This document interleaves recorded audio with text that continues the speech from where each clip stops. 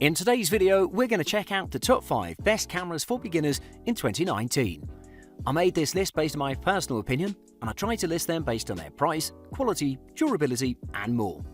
To find out more information about these cameras, you can check out the description below. If you'd like to win one of these products, make sure you watch the whole video, click the like button, and comment the hidden word found in this video. At number 5, it's the Canon EOS Rebel SL2. Photography is an expensive hobby, and if you don't know your equipment, the costs will just go up. So it's important to do research and choose a camera that'll suit your skill level, allowing you to learn new stuff without leaving you overwhelmed. The Canon EOS Rebel SL2 is a fail-safe camera for beginners, with its ease of use and user-friendly interface and DSLR features. Backed with Canon quality, it makes it a solid contender. The Canon EOS Rebel SL2 is the world's smallest DSLR camera with a vari-angle screen. It weighs just 450 grams with a battery and SD card installed. The camera is available in 3 colors, in white, silver and plain black. White and silver give the device an interesting look, although the black version is a classic, with its matte finish that the silver tones on the controls will complement. The camera has a mix of polycarbonate resin and carbon and glass fiber built around its chassis that gives the camera a silky smooth finish, and it feels a little cheap. Meanwhile, there's a nice hand grip implemented and it's very deep, offering amazing support for our small camera. The secure grip is certainly not an issue. Interestingly, the Rebel SL1's 9-point autofocus system is integrated into the Canon EOS Rebel SL2 as well, which is a little disappointing because Canon's other beginner models use 45-point autofocus systems. The points are ordered in a diamond formation and are spread pretty well around the frame, but there's only one cross-type autofocus point. In most of the tests, the AF system performed fairly. It yielded good results in good and dark light conditions and focused surprisingly well on low-contrast subjects. With the use of the new Digix 7 engine, the Canon EOS Rebel SL2 now boasts a burst shooting speed as well as the various lens aberration corrections and the time-lapse movie mode. Most interestingly, you get in-camera RAW processing, a feature amazing for those that don't want to compromise the quality of their pictures. Overall, the Rebel SL2 has provided amazing pictures with pleasing color rendition and enhanced noise performance. This is the best beginner DSLR, hands down. At number 4, it's the Sony Alpha A6000. As expected from Sony, the Alpha A6000, with its distinctive neck shape of its predecessor and all the new tech, has filled the shoes of the Sony Nex 6, which for many years has been a fan favorite and has been on sale for 4 years now. Amazing for a CSC. The Sony Alpha A6000 is an amazing camera for those who want to get in the world of interchangeable lens cameras, and also for starters, it offers 24-megapixel sensor, rapid autofocus system, and high-speed continuous shooting, allowing you to keep pace with subjects moving at a higher speed. Roughly speaking, the Sony Alpha A6000 measures as half the size of an average mainstream DSLR camera and is constructed of pretty complex materials, making it quite light, weighing in at just 12.1 ounces, despite the fact that the camera feels well built and solid all round. Surprisingly, the camera is also pretty comfortable to hold, even for those with larger hands. It provides a secure grip, adding further to the comfort. Mirrorless models generally tend to not have onboard flash or a kind of electronic viewfinder, but the Sony Alpha A6000 has both, and both are very well implemented into the body. The electronic viewfinder has a resolution of 800 by 600 that may seem a little low, but is adequate for this camera. The settings are visible and the camera doesn't black out when you're shooting continuously at higher speeds. The 3-inch 640 by 480 LCD is pretty decent as well, but not very useful under the brightest of suns. This camera is built with a 24-megapixel APS-C size CMOS sensor, similar to most of the DSLRs, and Sony's Bion's X processor, a system that is guaranteed to provide amazing results. Its multi-frame noise reduction mode was remarkable. In low ISO levels, the effect of the MFNR was not very apparent, but in high sensitivity settings, beyond ISO 1600, noise reduction and detail retention was excellent. In general, the camera performs amazingly, especially the 179-point hybrid autofocusing system, which is remarkable. The response time is very fast and the focus is instant in any ambience. To conclude, the Sony Alpha A6000 is an amazing CSC that'll suit every beginner's style with its ease of use, and it's a good all-rounder with great value. At number 3, it's the Canon EOS M50.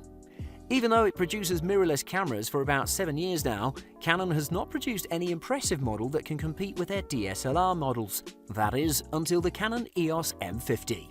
This can be considered the best mirrorless camera for beginners hands down, but also premium entry level as Canon calls it. The camera features a 24.1 megapixel APS-C sensor, a built-in electronic viewfinder and a decent touchscreen. With its tiny design and its amazing EFM 15 to 45mm f3.5 to 6.3 zoom that comes as a default, it's going to be your favourite for a long time. The Canon EOS M50 has decent exterior controls that are suited for everybody. Enthusiast veterans who want to quickly switch between settings will be delighted, and beginners won't be overwhelmed, which is a nice balance. The camera is lightweight at just 13.7 ounces with the battery and memory card, but not as lightweight as its cousin, the EOS M100, which is 10.7 ounces. But the M50 also has an electronic viewfinder, a hot shoe and a full swiveling LCD screen. The electronic viewfinder is very large and gives a pretty accurate preview of the image you'll get, brightness and color-wise. You can easily select lots of settings and overlay on top of each other like grid lines, electronic level, live histogram and Canon's unique RGB version. Moreover, the switch between eye level and LCD shooting is seamless and provides almost the same settings and is still pretty accurate in terms of quality as well. Canon's 24.1 megapixel dual pixel CMOS sensor and Digic 8 processor in the EOS M50 provide great image quality.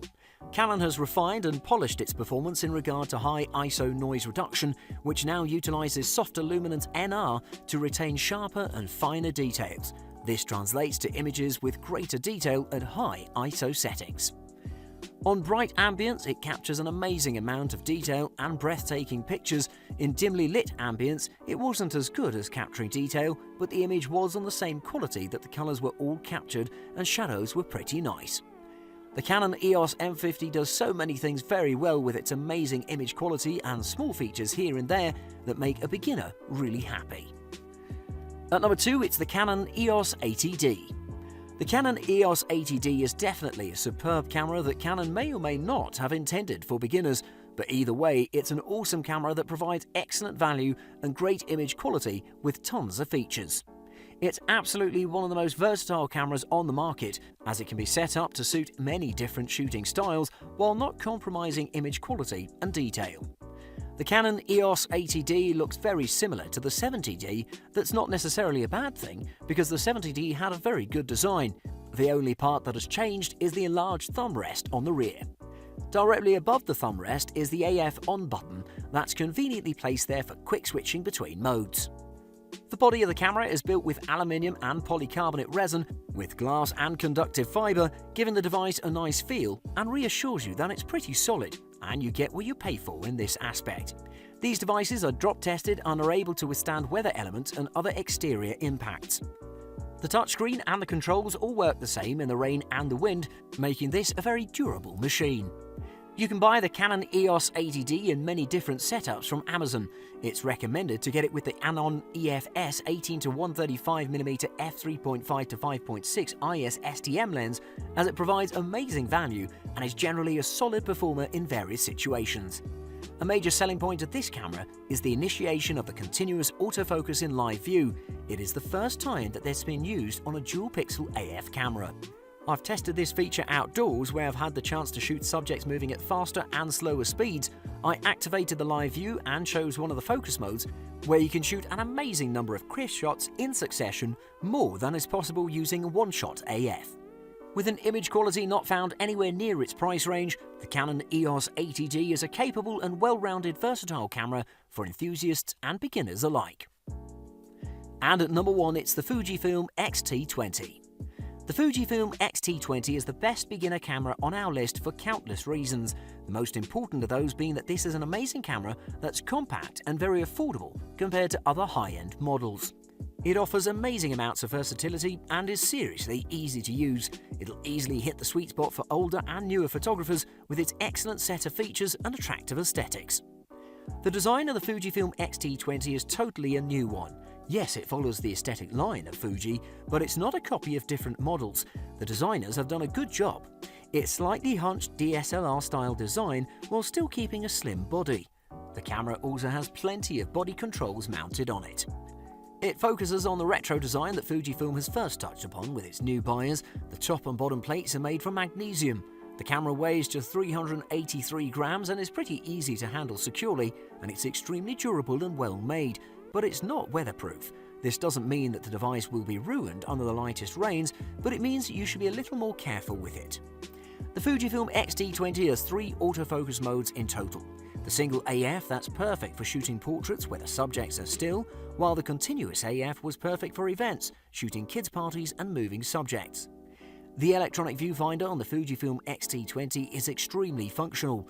Because of its refresh speed, it makes itself very useful when used during the day in the sun. Furthermore, the tilting touchscreen display was a convenient and nice feature that you didn't realize you missed in other cameras. It gives mobility, creative flexibility, and tons of options to allow you to compose, focus, and increase your visibility during shooting.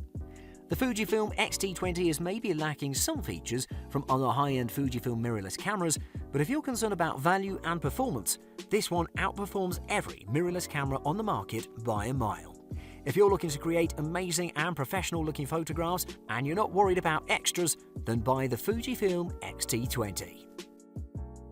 Thanks for watching. I hope you liked the video.